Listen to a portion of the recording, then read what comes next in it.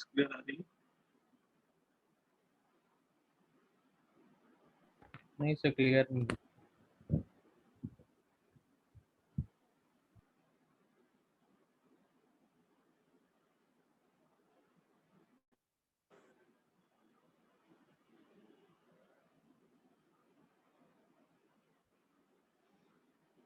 अभी voice clear है? Better है सर, ठीक है।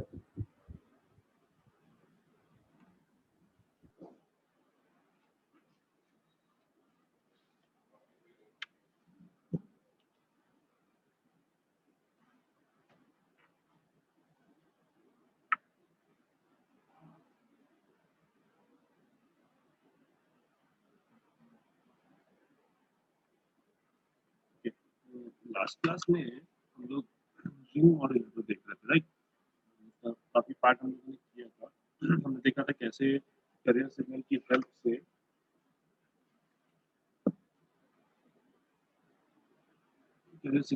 से कैसे हम जो हमारे डायोड थे, जो इंटरनल सर्किट था, इसमें जो डायोड थे, इन डायोड को कैसे हम स्विच ऑन और स्विच ऑफ कर रहे थे, पॉजिटिव हाफ साइकिल में और नेगेटिव हाफ साइकिल में। ठीक, देन हमने दोनों साइकिल्स में आउटपुट क्या आ रहे हैं ये हमने चेक किया। यहाँ पे थोड़ा सा करेक्शन है कि यहाँ पे जो हम करियर सिग्नल ले रहे हैं, ठीक है, केवल अपनी कैलकुलेशन, अपनी चीजें प्रॉपर अंडरस्टैंडिंग के लिए हम यहाँ पे जो अपना करियर सिग्नल ले रहे हैं वो एक स्क्वायर वेव ले रहे हैं। ठीक, हम स्क्वायर वेव ले रहे हैं कुछ इस तरीके से।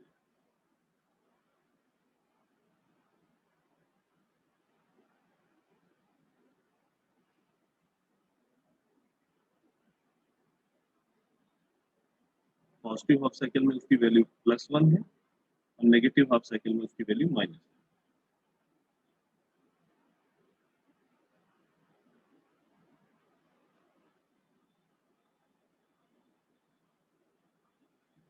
ये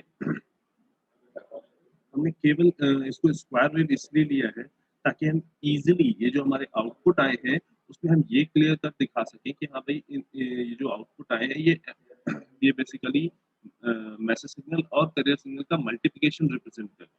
ठीक है, अगर हम एक साइनसॉइडल वेव लेते तो वहाँ पे हर टाइम इंस्टेंट पे वैल्यूज चेंज होती है, तो उसको शो कर पाना थोड़ा सा मुश्किल था।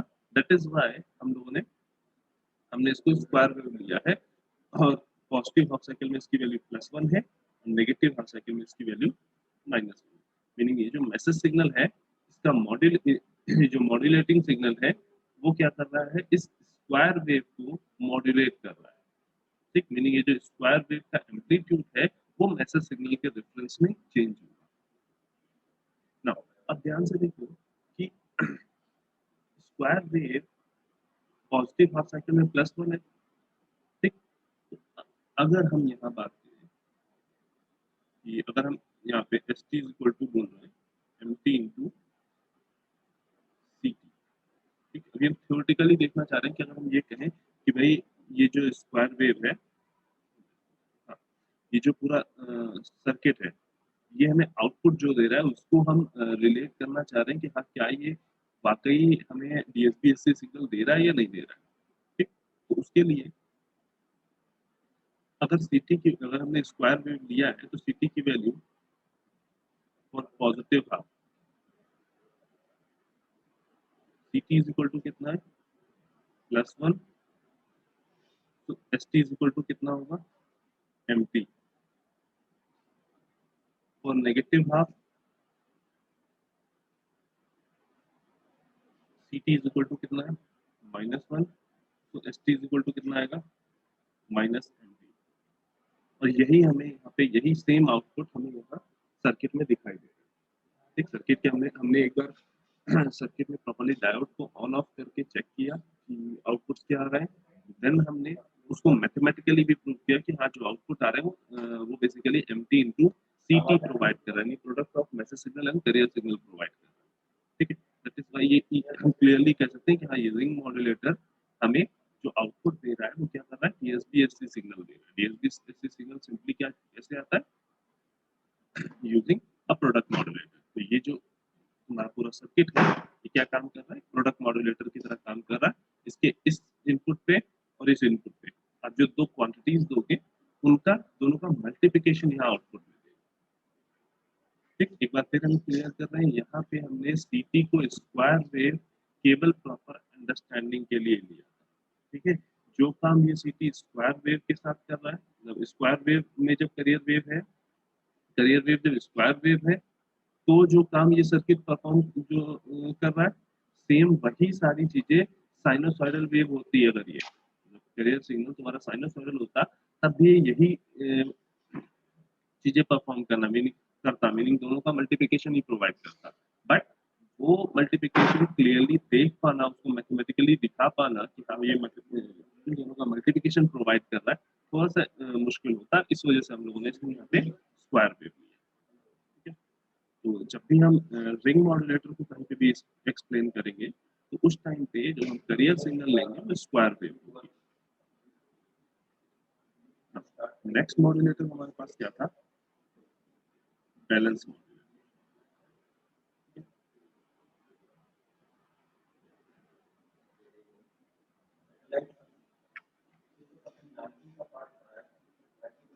फर्स्ट हमने रिंग मॉड्यूलेटर देखा, कैसे हम रिंग मॉड्यूलेटर को यूज करके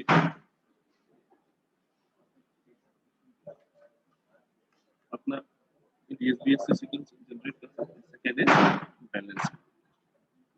अभी जो बैलेंस मॉड्यूलेटर है इसमें बेसिकली हम दो एएम मॉड्यूलेटर यूज करते हैं।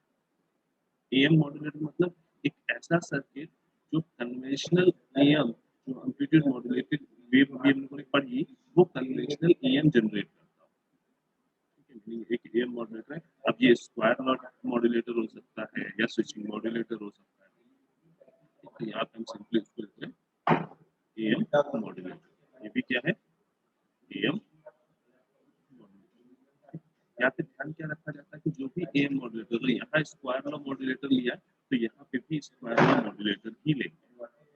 ठीक, देन दोनों के बीच में जो करियर सिग्नल प्रोवाइड करेंगे वो सेम प्रोवाइड करेंगे, मीनिंग दोनों का करियर सिग्नल सिमिलर होगा। और यहाँ पे हम करियर सिग्नल जैसे लेंगे हैं वही अपना एसी कॉस ओमेगा सी। ठीक, नाउ अब जो चीजें चेंज होंगी, एक इनपुट में तो इसको एएम मॉड्यूलेटर के एक इनपुट में करियर सिग्नल गया, दूसरे इनपुट में यहाँ पे हम एक साइड में मैसेज सिग्नल प्रोवाइड कर रहे हैं और दूसरी साइड पे 180 degree phase shifted version of message signal. एक साइड पे एम्प्टी, दूसरी साइड पे माइनस। ठीक, फॉर प्रॉपर अंडरस्टैंडिंग यहाँ पे हमने के जो एम्पलीट्यूड सेंसिटिविटी थी उसको 1 अज्यूम किया, ताकि हम सर्किट को थोड़ा इजीली समझ सके। इसके लिए हमने जो एम्पलीट्यूड सेंसिटिविटी है वो 1 लिया हुआ। ठीक, अब देखो इसके आउटपुट क्या है। देखो ये एएम मॉड्यूलेटर है। इन जनरल हमें एएम मॉड्यूलेटर की इक्वेशन पता है, क्या होती है, st is equal to AC 1 plus KA है ना। तो KA की वैल्यू हमने 1 ले ली, तो 1 plus MT cos omega CT। ठीक, सिमिलरली यहाँ पे S2T क्या हो जाएगा, AC 1 plus minus MT cos omega CT। ठीक है, अब ये जो S1 और S2T आ रहे हैं, इन दोनों को हम एक समर में सेंड करेंगे। एक समर में हम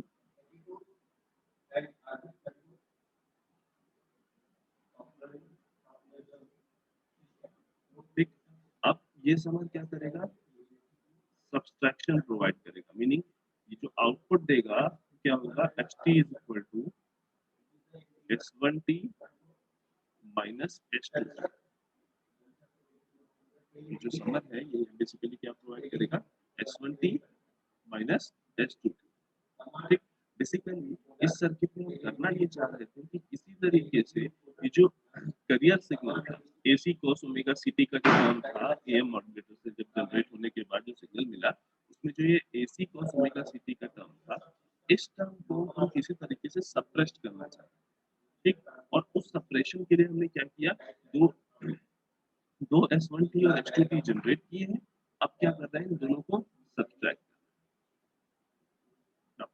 अब S1T इज इक्वल टू कितना है, AC cos omega CT plus AC MT cos omega CT। H2T is equal to कितना है, AC cos omega CT plus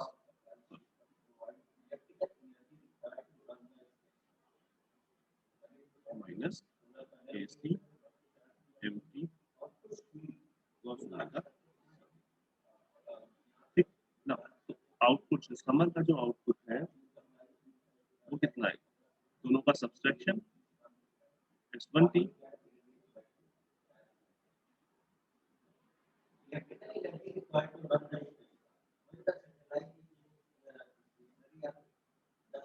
minus H2T।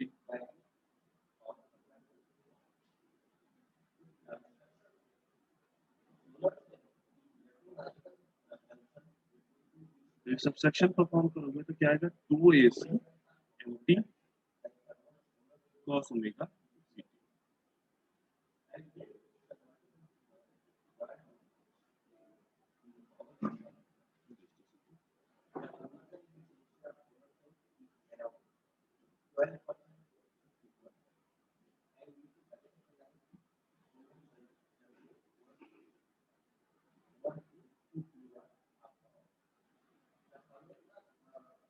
Clearly यहाँ पे मैं देख रहा है कि भाई यहाँ जो आउटपुट मिल रहा है वो हमें क्या मिल रहा है, हमारा DSP-SC मॉड्यूलेटेड सिग्नल।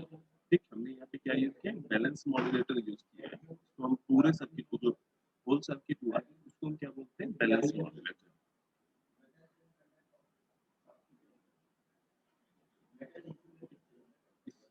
हम देखें तो इस सर्किट का ये जो पूरा ब्लॉक है, यहाँ से देखिए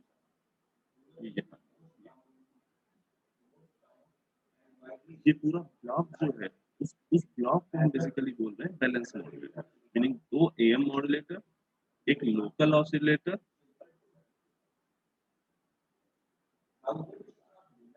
ठीक, और एक समर। ये सब ये चारों चीजें मिला के जो ये बना उसको हम क्या बोल रहे हैं, बैलेंस मॉड्यूलेटर। देन ये हुए इनपुट्स और ये हुए आउटपुट।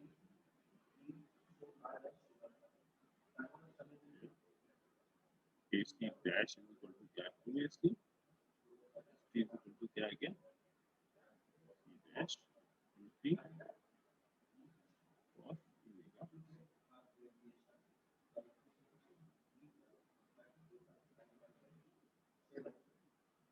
ये थे तुम्हारे बेसिकली दो मेथड जिससे तुम DSP-SC सिग्नल को जनरेट कर सकते हो। नेक्स्ट हमारे पास क्या है, डिटेक्शन या डीमॉड्यूलेशन ऑफ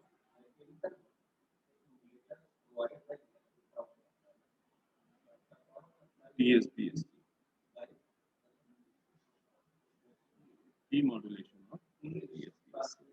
अच्छा, मॉड्यूलेशन ऑफ DSP-SC में दोनों ही मेथड्स में किसी भी कोई डाउट?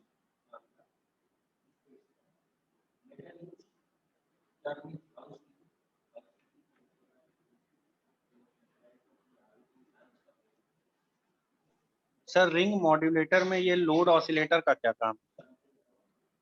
रिंग मॉड्यूलेटर में लोड ऑसिलेटर का काम यहाँ पे देखो, ये जो बेसिकली लोकल ऑसिलेटर जो है ना, basically sorry sir, balance modulator, sorry sir, balance modulator में जो लोड ऑसिलेटर लगा है, लोकल ऑसिलेटर जो यहाँ लगा हुआ ना, ये लोड ऑसिलेटर हाँ नहीं बेटा, लोकल ऑसिलेटर है। ठीक है, ये देखो, जब भी हमें कोई भी ऐसी पीरियोडिक वेव जनरेट करनी होती है, चाहे वो साइनोसॉइडल वेव हो या स्क्वायर वेव हो, तो उसके लिए हम ऑसिलेटर्स को यूज करते हैं।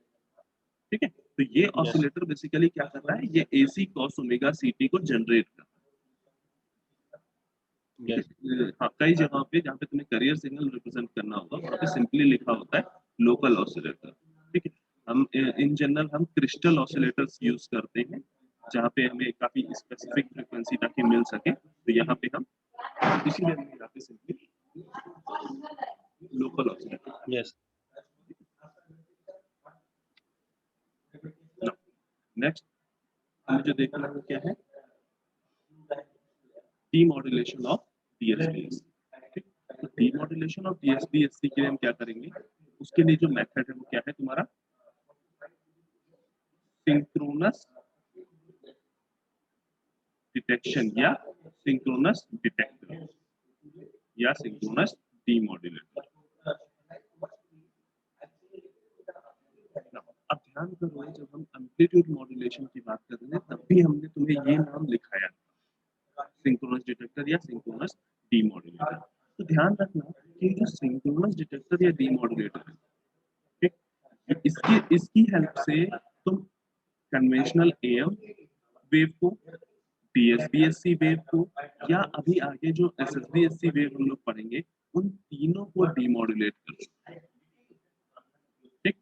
बट हमने और भी मेथड जनरेट किए हैं या हम और भी मेथड डिफरेंट मेथड यूज करते हैं, जैसे हमने इन्वेलप डिटेक्शन पढ़ा एम्पलीट्यूड मॉड्यूलेशन में, वो इसलिए क्योंकि सिंक्रोनस डिटेक्टर के साथ अपनी एक थोड़ी सी प्रॉब्लम है कि भाई वहां पे कुछ सिंक्रोनाइजेशन के लिए एक अलग सर्किट लगता है और वो काफी कॉम्प्लेक्स रहता है। तभी हम लोग जब हम लोग कन्वेंशनल एएम पढ़ रहे थे तो हमने उसकी एक जो एडवांटेज थी, वो एक एडवांटेज क्या थी कि भाई रिसीवर साइड पे एम्पलीट्यूड मॉड्यूलेशन का जो रिसीवर बनाते हैं वो काफी सस्ता और काफी इजी रहता है। क्यों? क्योंकि वहां पे नॉर्मल एक डायोड लगाया, एक रजिस्टर, एक कैपेसिटर, बन गया हमारा एनवेलप डिटेक्टर, ठीक। बट ये जो सिंक्रोनस डिटेक्टर है इसमें ज्यादा चीजें लगेंगी, इसमें तुम्हें सिंक्रोनाइज करना पड़ेगा, तुम्हें काफी चीजें करनी पड़ेगी, ठीक है। तो अगर हम जनरल ब्लॉक डायग्राम की बात करें,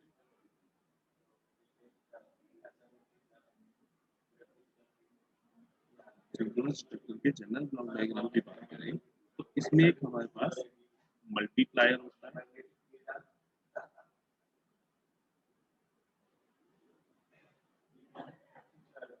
ठीक। दो इनपुट सिग्नल आते हैं, एक ये और एक, यहाँ पे एक इनपुट यहाँ फिक्स रहेगा, वो होगा करियर, ठीक।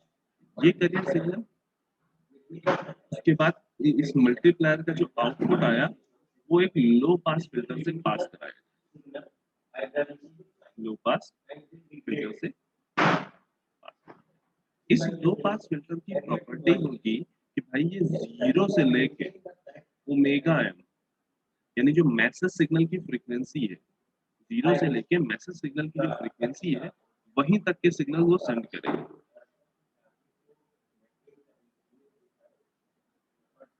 देवांशु, अभी वॉइस क्लियर है कि अभी भी कुछ इशू है वॉइस में? सर थोड़ा ग्लिच हो रही है बीच में हल्की सी, हाँ बेटा, थोड़ा सा सराउंडिंग से आवाज आ रही है पीछे आपकी।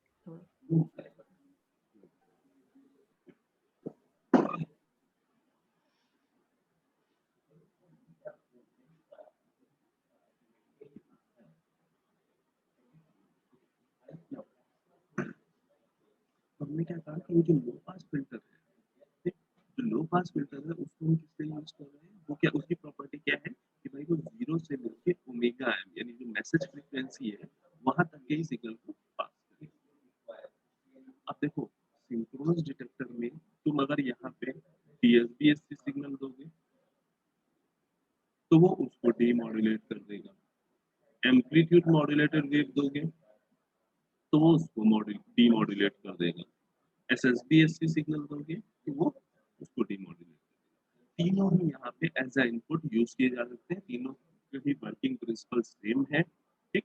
तीनों ही एक ही तरीके से डीमॉड्यूलेट होंगे। तो अभी हम लोग डीएसबीएससी डिस्कस कर रहे हैं, ठीक। एएम हम लोग खुद से करेंगे, ठीक है, एक बार घर पे जाकर ट्राई करेंगे कि हाँ जो कन्वेंशनल एएम है उसकी इक्वेशन अगर हम यहाँ पे पुट करते हैं तो हम उसको कैसे कर सकते हैं। फिर एसएसबीएससी और एएम, अगर एएम में कुछ डाउट होता है या नहीं हो पाता है तो उसके बाद फिर से हम उसको यहाँ पे करेंगे। इन जनरल हमारे पास जो मैसेज सिग्नल DSBSC है वो क्या होता है MP into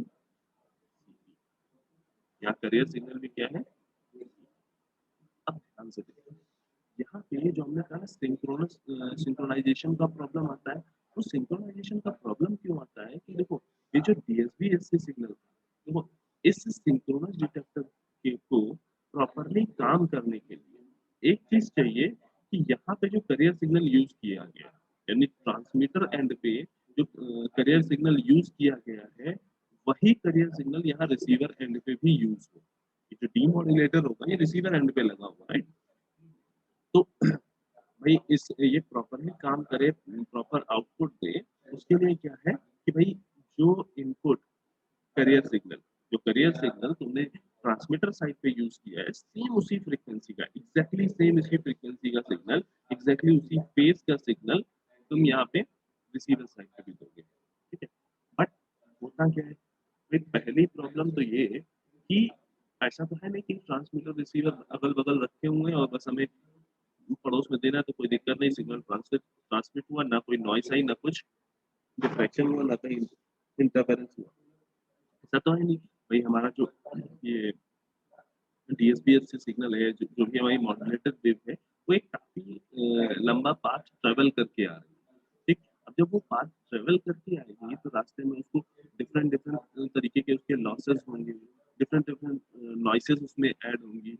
उस नॉइस और लॉसेस और डिफ्रैक्शन इंटरफेरेंस इन सब चीजों की वजह से तुम्हारा क्या हो रहा है जो ये टोटल मैसेज है मतलब ये जो मॉड्यूलेटेड वेव है इसमें कुछ ना कुछ प्रॉब्लम आ जाएगी मीनिंग इसके एम्पलीट्यूड में कहीं कुछ चेंज होगा इसकी फ्रीक्वेंसी में कुछ चेंज होगा इसका फेज कुछ चेंज होगा उसकी वजह से ठीक।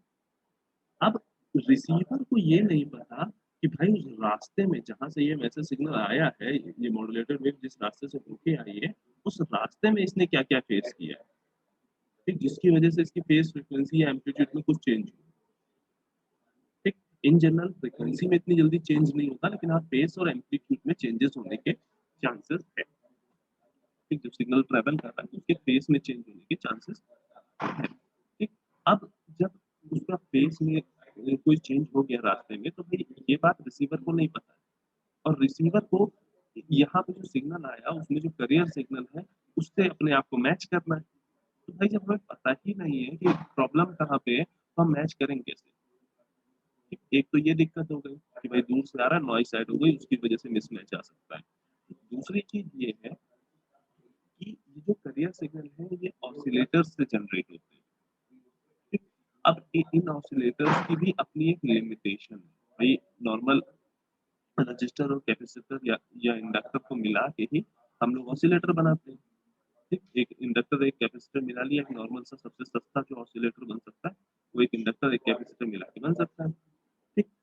तो अब उस ऑसिलेटर की भी अपनी लिमिटेशन है कि भाई वो एक पर्टिकुलर फ्रीक्वेंसी ही जनरेट कर सकता है मतलब एक्यूरेसी उसकी एक लिमिटेड है कि हाँ इतनी ही एक्यूरेट फ्रीक्वेंसी को जनरेट कर सकता है तो उसकी वजह से भी मिसमैच आ सकता है राइट। दैट इज व्हाई हम क्या करते हैं कि यहाँ के बीच में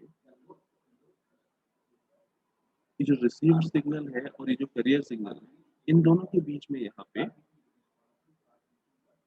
एक सिंक्रोनाइजेशन सर्किट लगाते हैं एक यहाँ पे सिंक्रोनाइजेशन सर्किट लगाते हैं। वो सिंक्रोनाइजेशन सर्किट क्या करता है कि अप्रॉक्स इसके यहाँ पे जो करियर सिग्नल का जो फ्रीक्वेंसी है उसी के बराबर अप्रॉक्स इसकी भी फ्रीक्वेंसी सेट करने की कोशिश करता है ना। अभी फिलहाल हम इस सिंक्रोनाइजेशन सर्किट पे नहीं जा रहे हैं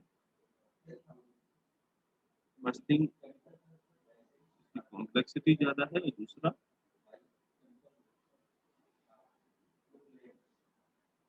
ना।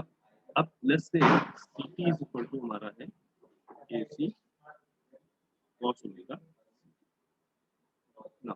तो SDSB यानी जो हमें रिसीव्ड सिग्नल है वो क्या आया MT जो AC cos ओमेगा CT ना।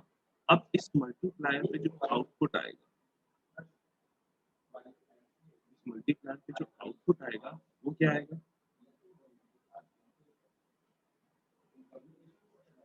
Career signal multiply by this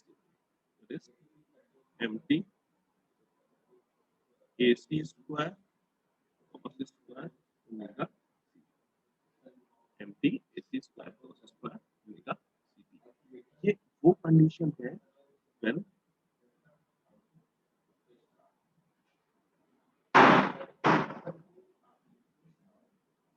perfectly synchronized। अगर कैरियर सिग्नल और रिसीव्ड सिग्नल की फ्रीक्वेंसी प्रॉपर्ली सिंक्रोनाइज है, उसका फेज प्रॉपर्ली सिंक्रोनाइज है, उस केस में मल्टीप्लायर का आउटपुट ये आ जाएगा। ठीक है ना। अब इसको थोड़ा सा ओपन करते हैं भाई, cos स्क्वायर थीटा है, उसको हम 1 प्लस cos थीटा में ब्रेक करते हैं, 1 प्लस cos 2 थीटा में ब्रेक करते हैं। मल्टीप्लायर आउटपुट क्या होगी,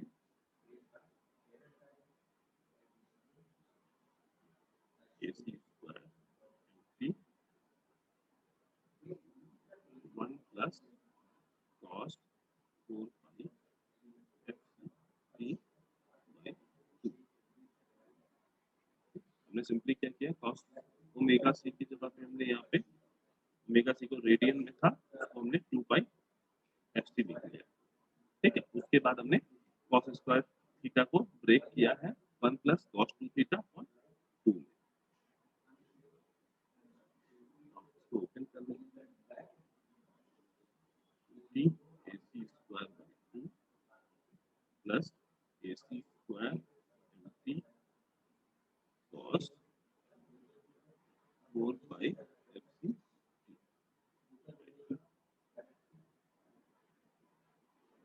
ना अब ध्यान से देखो, तो हमें अब क्या करना है, इस मल्टीप्लायर आउटपुट को लो पास फिल्टर से पास कराना। अब लो पास फिल्टर से पास कराने से पहले हमें डिसाइड करना होगा कि हाँ भाई सबकी फ्रीक्वेंसी क्या क्या है, और उसी से हम ये बता पाएंगे कि हाँ लो पास फिल्टर किसको पास करेगा, किस सिग्नल को, किस कंपोनेंट को, और किस कंपोनेंट को ब्लॉक कर देगा ना। तो इस सिग्नल को देखिए, ये सिंपली क्या है, तुम्हारा मैसेज सिग्नल है, तो इसकी फ्रीक्वेंसी FM या ओमेगा एम। ओमेगा एन जब रेडियन में बात कर रहे हो, FM जब हम हर्ट्ज में बात कर रहे हैं ना। इस वाले सिग्नल की, इस सिग्नल की फ्रीक्वेंसी कितनी होगी, ये कहां से कहां तक वेरी कर रहा होगा, 2FC minus FM2 2FC plus,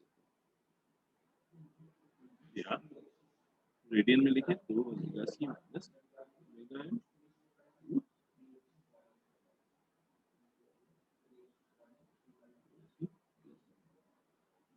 ये इस रेंज में रहा।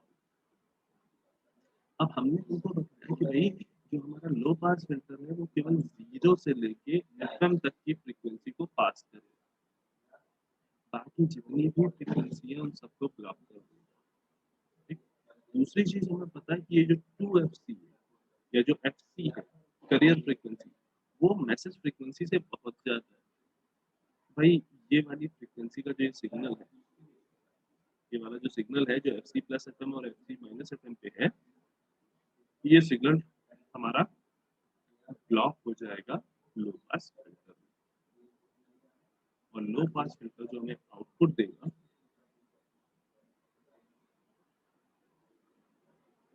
वो क्या होगा, एम्प्टी AC स्क्वायर बाय 2। ठीक, तो मीनिंग हमें मैसेज सिग्नल के एम्पलीट्यूड में कुछ चेंज है, बट हमें मैसेज सिग्नल मिल गया है। हम यहाँ पे इसको अगर एक एम्पलीफायर से पास कराते, ठीक, और उस एम्पलीफायर में जो गेन रखे वो 2/AC स्क्वायर रखें, तो हमें सिंपली जो आउटपुट मिलेगा वो क्या मिल जाएगा, एम्प्टी। ठीक है, इन जनरल हम क्या करें, इसी के आगे इसका जो आउटपुट यहाँ आया एम्प्टी AC स्क्वायर बाय 2, उसके आगे एक हम एम्पलीफायर लगा दें, और उस एम्पलीफायर का जो गेन है वो क्या रखें, 2/AC स्क्वायर, तो हमें आउटपुट क्या मिल जाएगा, एग्जैक्टली मैसेज। ठीक, तो ब्लॉक डायग्राम में इन जनरल हम लोग एम्पलीफायर नहीं शो करते हैं, ठीक, बट हाँ हमें ये पता है कि हाँ भाई यहाँ पे एम्पलीट्यूड को अगर हमें सही करना है तो उसके लिए एक एम्पलीफायर लगा देंगे with the gain of A upon A C. ठीक, ये तो वो बात हो गई जब हमने प्रॉपरली इसको सिंक्रोनाइज किया, मीनिंग करियर सिग्नल था और जो रिसीव मैसेज था उन दोनों की फ्रीक्वेंसी एग्जैक्टली मैच थी। ठीक, अब इन केस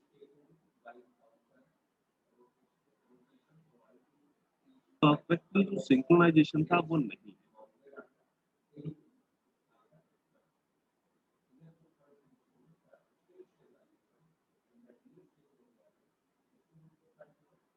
ठीक, लेट्स से दोनों के बीच में यानी करियर सिग्नल और रिसीव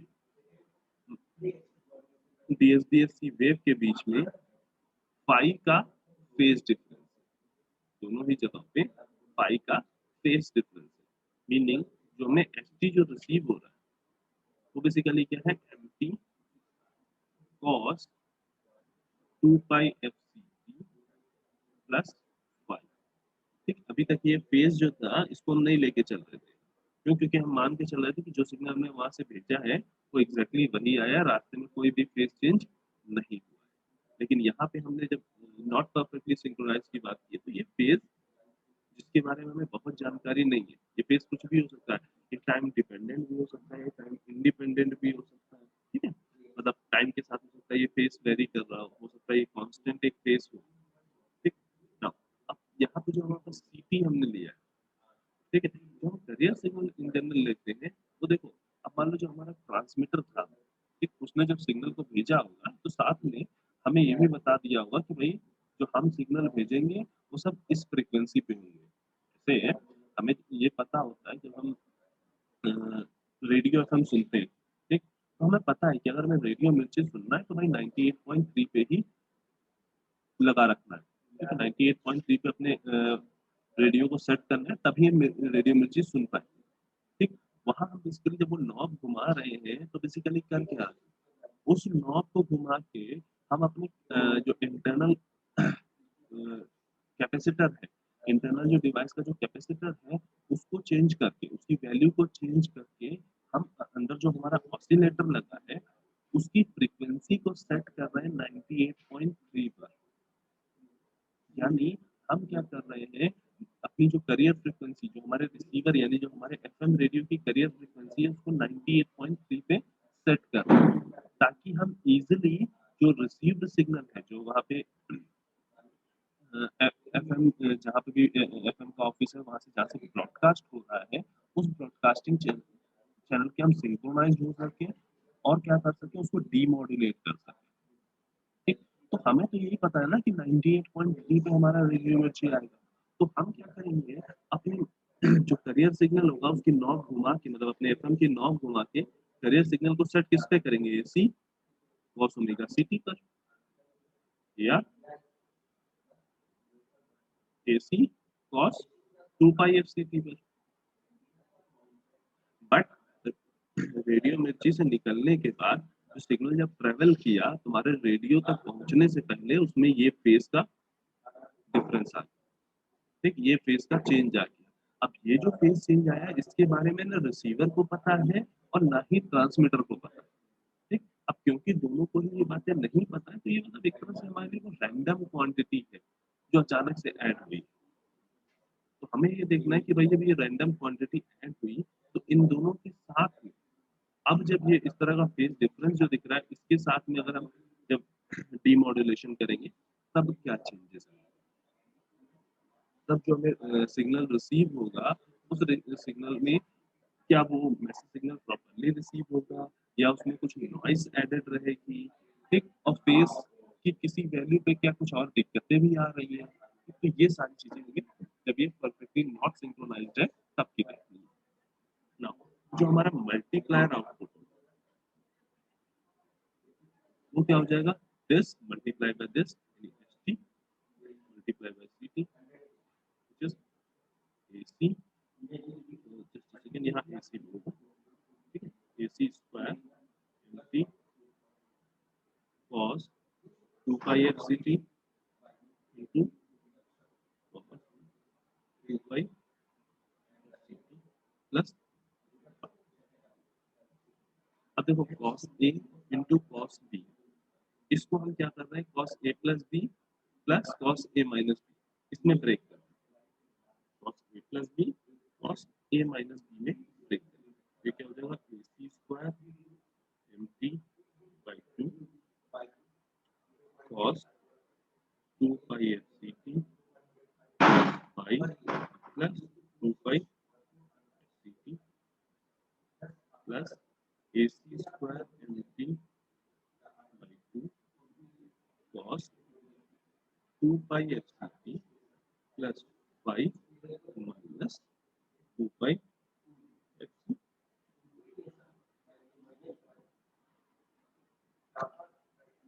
इतनी चीज में किसी को कोई डाउट?